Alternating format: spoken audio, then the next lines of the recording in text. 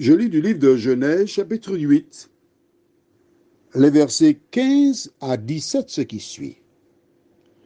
Alors Dieu parla à Noé en disant, sors de l'arche, toi et ta femme, tes fils et les femmes de tes fils avec toi.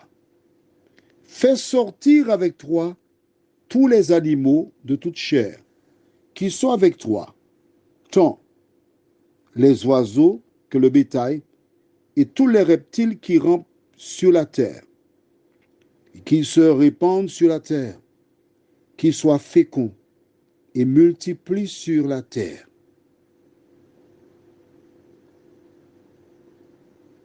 Prions. Notre Seigneur et notre Dieu, nous sommes encore là, car chaque jour, nous découvrons un peu mieux la parole, nous la comprenons, nous reconnaissons l'œuvre de cet esprit dans nos cœurs et dans nos vies. Alors nous te demandons de nous éclairer pleinement, totalement. Merci de nous vivifier, de nous garder, de nous fortifier. Assiste-nous dans tous les domaines de la vie. Sois notre rempart, notre bouclier, au nom de Jésus. Amen. Noé attendit 40 jours. J'aime à dire que la Bible ne donne pas tous les détails. Est-ce Dieu qui a dit à Noé, attends 40 jours? Puis nous avons vu, il y a 2 cycles de 7 jours. La colombe n'est pas revenue. Mais qui a dit à Noé d'entrer dans l'arche? Dieu. Celui qui a donné le signal, l'ordre, c'est Dieu. Il a essayé de voir par lui-même, il n'y avait pas d'élément pour sortir. Parce qu'attention, il n'y avait qu'une porte.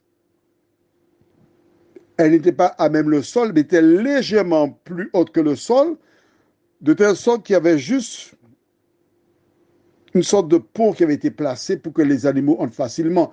Mais pour qu'ils sortent, il ne fallait pas qu'ils soient trop hauts non plus. Parce qu'en sortant de l'arche, je ne sais pas s'il avait mis un pont-levis dans l'arche pour faire sortir les animaux. Il pourrait ouvrir la porte et il y a encore de l'eau à l'extérieur qui aurait inondé le bateau. Donc il fallait qu'il attende. Parce que celui qui est l'architecte, l'Éternel des armées, c'est lui le donneur d'ordre aussi.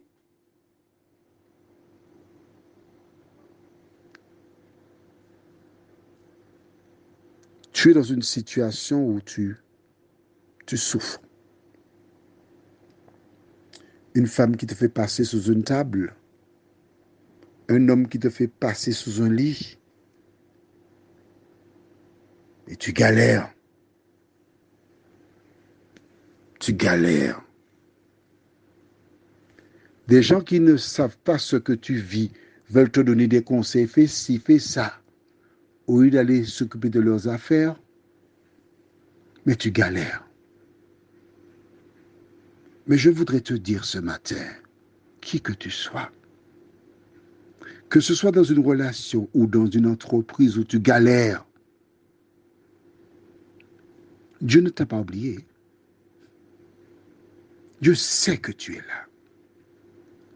Dieu sait aussi que tu es un humain et que tu ne dois pas être trop longtemps emprisonné. C'est lui qui, en son temps, viendra te délivrer. Prions. Seigneur, beaucoup de personnes qui meurent de faim vont voler parce qu'ils ont faim. Ils ne devraient pas. Je ne leur jette pas la pierre, Seigneur. C'est toi qui connais le cœur des hommes. Beaucoup de personnes vivent des situations difficiles dans des entreprises, dans une société, dans un parti politique, dans une communauté religieuse ou autre. Seigneur, permets que ces personnes qui sont emprisonnées sache qu'un jour tu te lèveras pour les délivrer. En attendant, Seigneur, merci de les aider à cultiver la patience. Fais-leur du bien, au nom de Jésus pour ta gloire éternelle. Amen. Je te souhaite une bonne journée, sous le regard de Dieu.